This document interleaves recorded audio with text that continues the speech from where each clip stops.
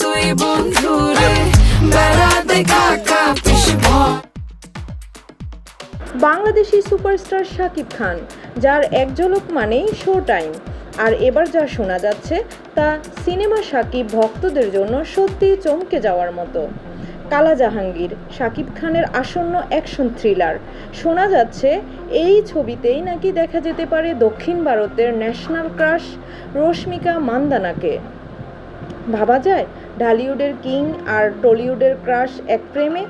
যদিও এখনও অফিসিয়ালি কিছু ঘোষণা আসেনি, তবে বিশ্বস্ত সূত্রের দাবি রশ্মিকার সঙ্গে প্রোডাকশন হাউসের প্রাথমিক কথাবার্তা ইতিমধ্যে শুরু হয়ে গেছে।